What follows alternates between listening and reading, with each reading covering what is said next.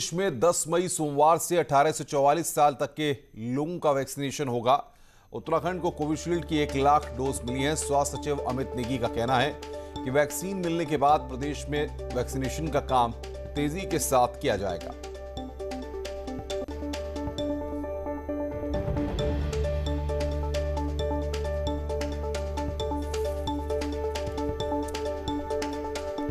और बातचीत करने के लिए देहरादून से हमारे संवाददाता सुनील प्रभात हमारे साथ जुड़ रहे हैं। सुनील, एक तरफ सरकार विचार कर रही है पूर्ण लॉकडाउन लगाने का, दूसरी तरफ वैक्सीनेशन की शुरुआत भी हो रही है सोमवार से, क्या तैयारियां हैं?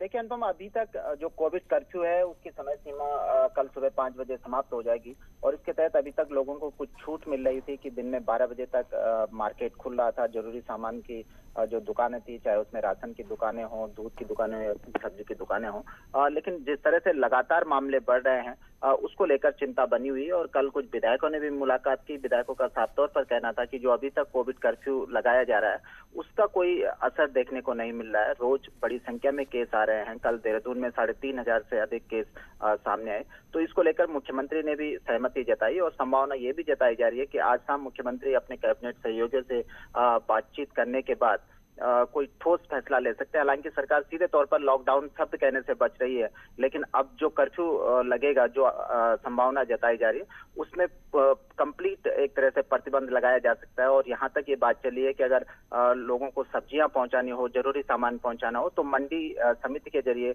मोहल्लों में सब्जियां बेचकर उसको चलाया जा सकता है। तो इस तरह से ये पूरी संभावना है कि कंप्लीट एक तरह से लॉकडाउन सरकार सोमवार से ले ले।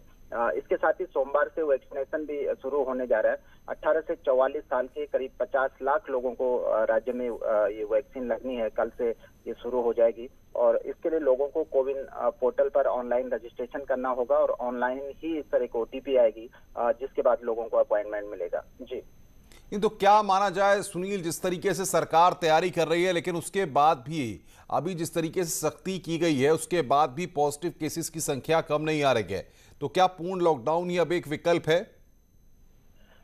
बिल्कुल अनुपम, क्योंकि सरकार ने जिस तरह से 26 अप्रैल से कर्फ्यू लगाने की शुरुआत की थी और ये माना जा रहा था शुरुआती दौर में कि इससे जो पॉजिटिव केसों की जो रफ्तार है वो धीरे धीरे कम होने लगेगी, लेकिन करीब 12 से 13 दिन का समय हो गया। हम देख रहे हैं कि लगातार 26 अप्रैल के बाद भी लगातार हर रोज बढ़कर आंकड़े आ रहे हैं। सिर्फ देहरादून ही नहीं, पूरे स्टेट में गाँव के गाँव तक कोविड पॉजिटिव पाए जा रहे हैं। तो इसने सरकार की चिंता बढ़ा दी है, खासकर उन विधायकों की जिनको अब अगले कुछ महीनों में चुनाव में भी जाना है।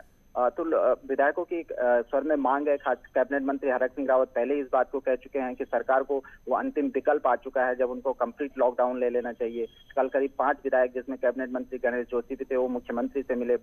इनका भी यही कहना था कि भाई अब कंप्लीट लॉकडाउन ले लेना चाहिए क्योंकि हालात बहुत बद से बदतर होते जा रहे हैं। तो जो विधायकों से हमारी बातचीत हुई, बिल्कुल बिल्कुल सुनील, आप नजर बना के रखिए, आगे भी हम आपसे अपडेट लेते रहेंगे। सुनील